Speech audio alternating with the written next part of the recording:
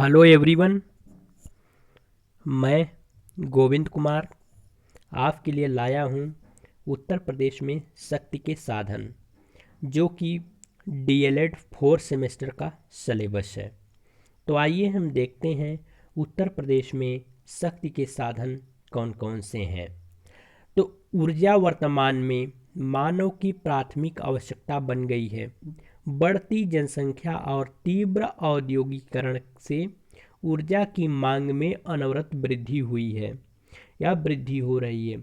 जैसे कि उत्तर प्रदेश में ऊर्जा की आवश्यकता व्यापारिक रूप तथा गैर व्यापारिक दोनों तरीकों से हो रही है।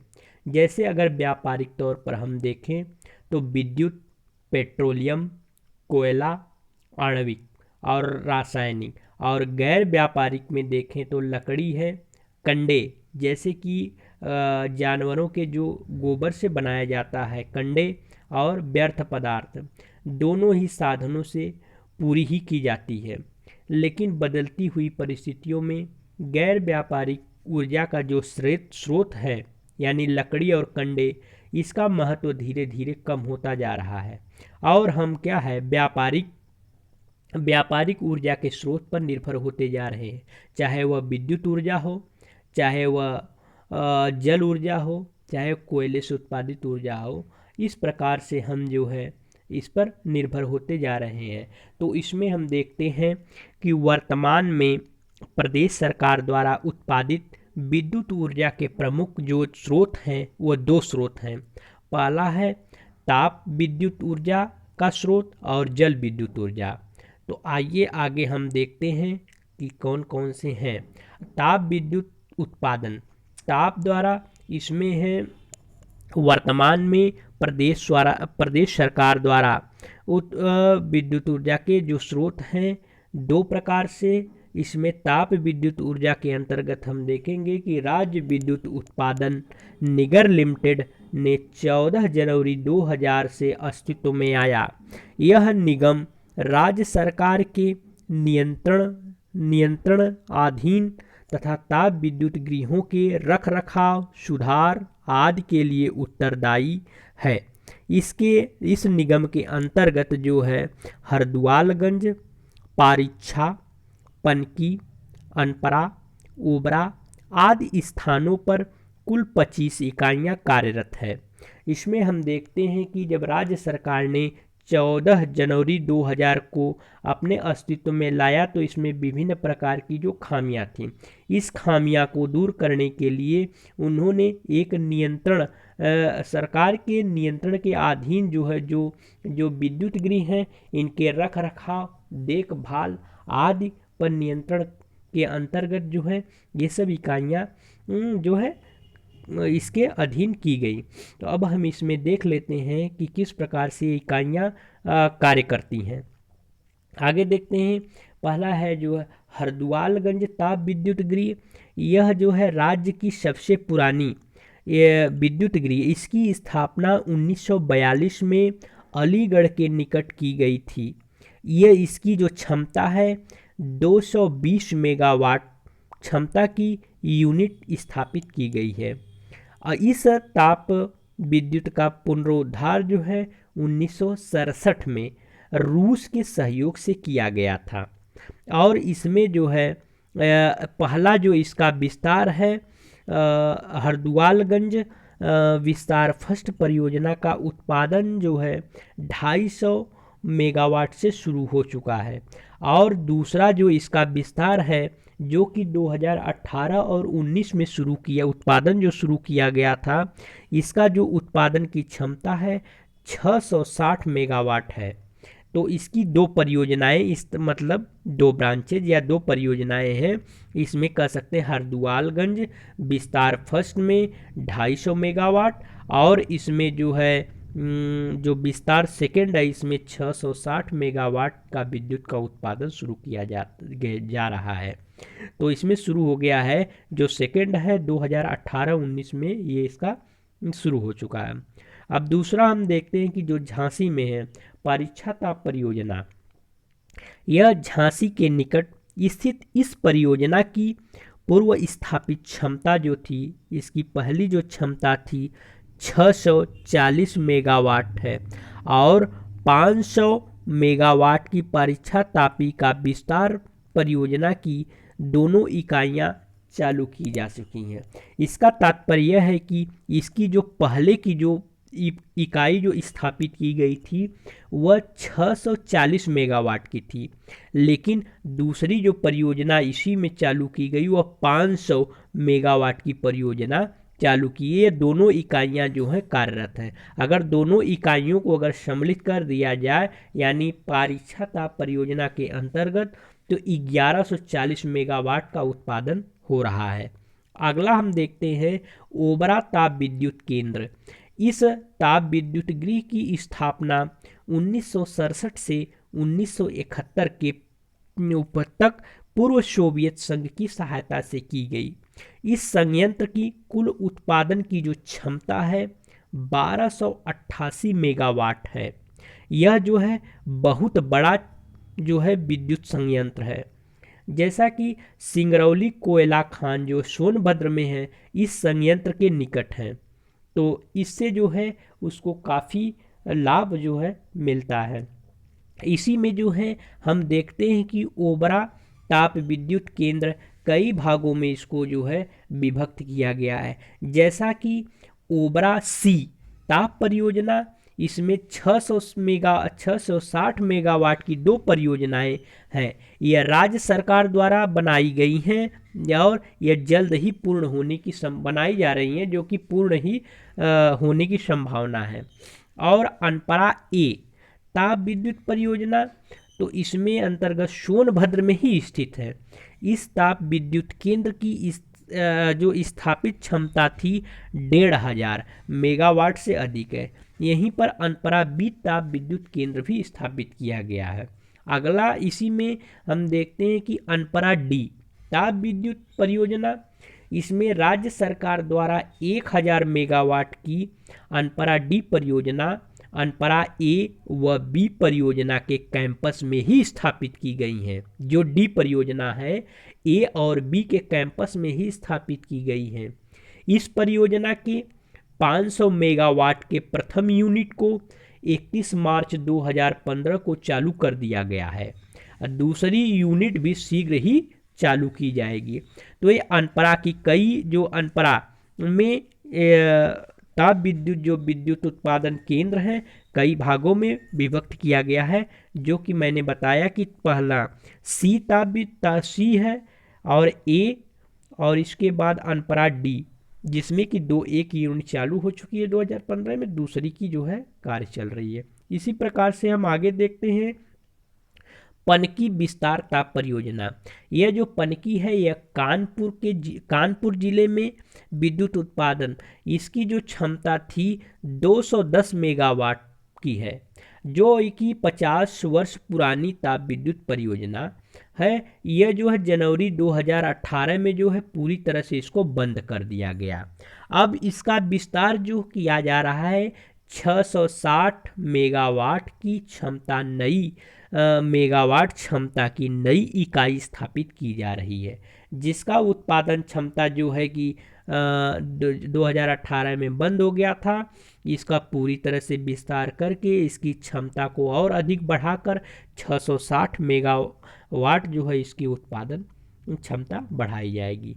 अब देखते हैं कि राष्ट्रीय ताप विद्युत निगम केंद्र जो हैं इसके अंतर्गत हम देख लेते हैं कि प्रदेश में राष्ट्रीय ताप विद्युत निगम यानी ENTPC की कुल जो है 7 उत्पादनरत व 3 निर्माणाधीन इकाइयां हैं। और उत्पादनरत में जो हम देखते हैं कि 3 है, औरैया है, आंवला और दादरी, ये 3 उत्पादनरत हैं।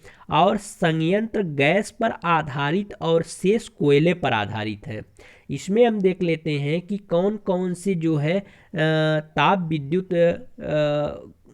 विद्युत परियोजना स्थापित की गई हैं।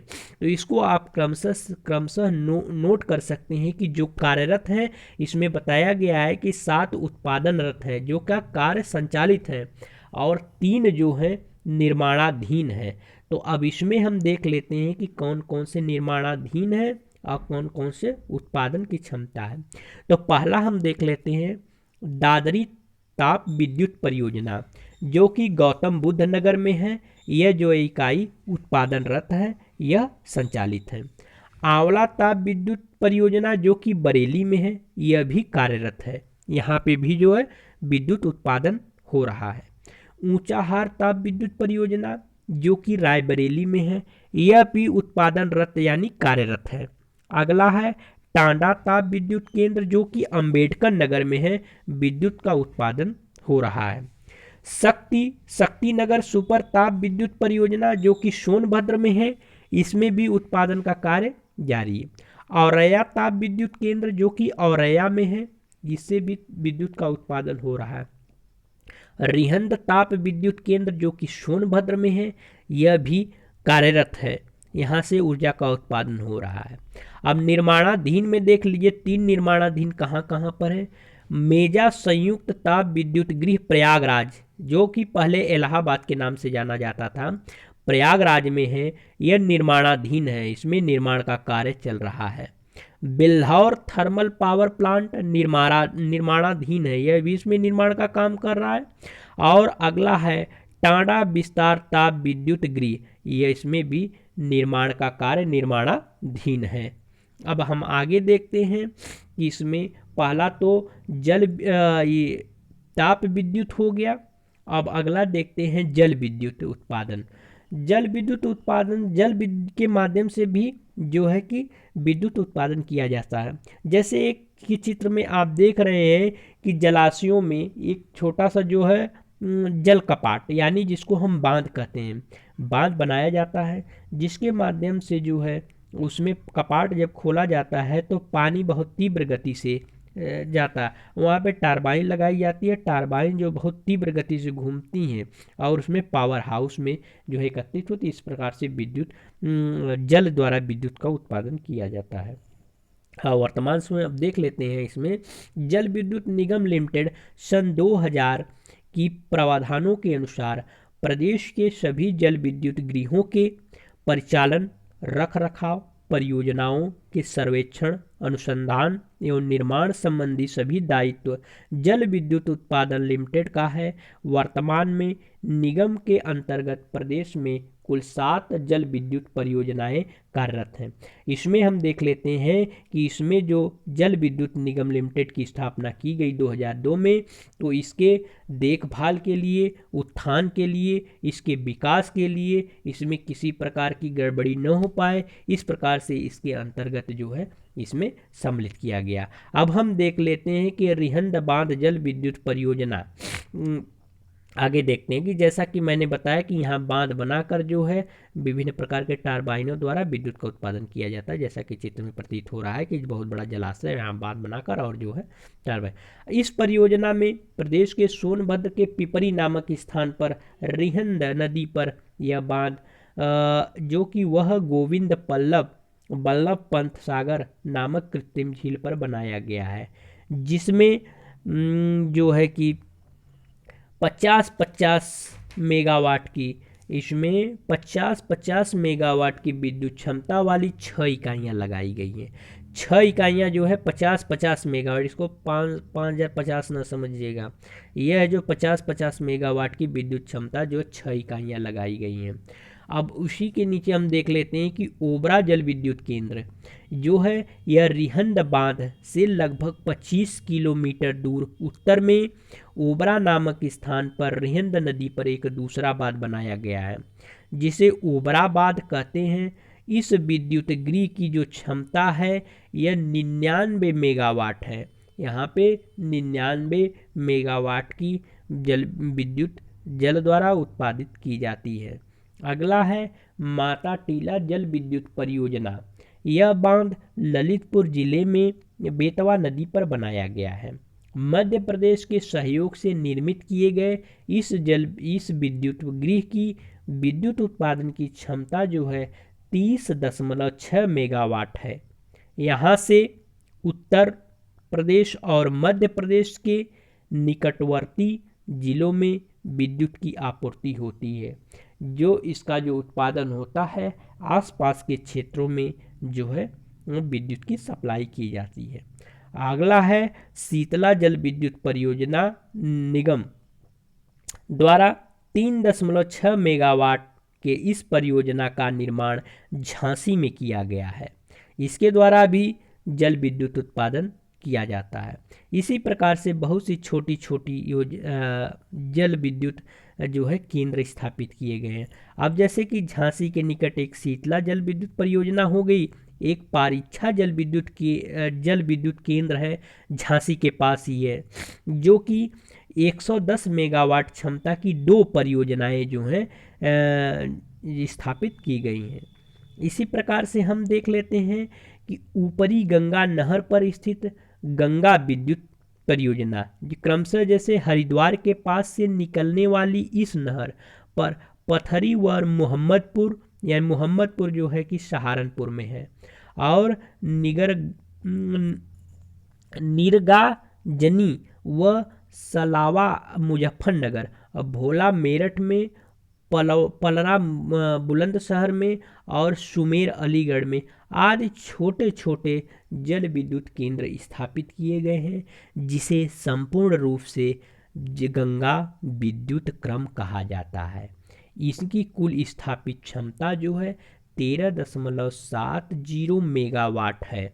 यह जो छोटे छोटे स्थानों पर जो है विद्युत का उत्पादन किया जाता है, जिसको संयुक्त रूप से गंगा विद्युत क्रम कहा जाता है। इसी प्रकार से जैसे राजघाट जल विद्युत परियोजना निगम द्वारा उत्तर प्रदेश व मध्य प्रदेश की संयुक्त परियोजना है।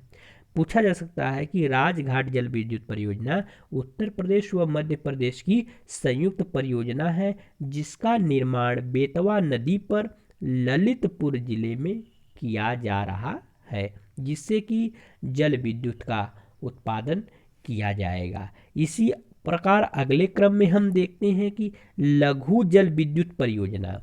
तो लघु जल विद्युत परियोजना के अंतर्गत हम क्या रख सकते हैं कि जिसकी उत्पादन क्षमता 25 मेगावाट तक की हो, उसे लघु जल विद्युत परियोजना की श्रेणी में रखा जाता है। तो इस प्रकार केंद्र सरकार की MNI की 2011 और 12 के रिपोर्ट के अनुसार प्रदेश की नहरों में 460 मेगावाट क्षमता का पोटेंशियल उपलब्ध है। यानी कि नहरों द्वारा 460 मेगावाट का जो है उत्पादन किया जा सकता है, जिसमें से अभी तक मात्र 25 मेगावाट क्षमता की ही विद्युत परियोजनाएं स्थापित की गई हैं। तो इस प्रकार से अतः इस जल विद्युत परियोजना के लिए अधिक से अधिक विस्तार और निजी विकासकर्ताओं का सहयोग लेने के लिए, कि निजी तौर पर जो है अपना विकास कर सके और विद्युत उत्पादन को बढ़ावा दिया जा सके, तो इसके लिए राज्य सरकार ने 2009 में लघु जल विद्युत नीति की घोषणा की गई। इस घोषणा के अनुसार 15 मेगावाट तक की जल विद्युत परियोजनाओं का नोडल एजेंसी जो बनाई गई है वह यूपी नेडा को बनाया गया है, जो कि 15 मेगावाट, और दूसरी जो इसकी ब्रांचेज है यूपी नेडा राज्य में 10 से अधिक परियोजनाओं को चिन्हित कर लगाने का प्रयास कर ली है। तो इस प्रकार से जो है यह जल विद्युत परियोजना जो है इसके लघु के अंतर्गत आती है। तो आए जिला शिक्षा प्रशिक्षण संस्थान बलरामपुर, प्रस्तुत करता है गोविंद कुमार, प्रवक्ता सामाजिक विज्ञान। धन्यवाद।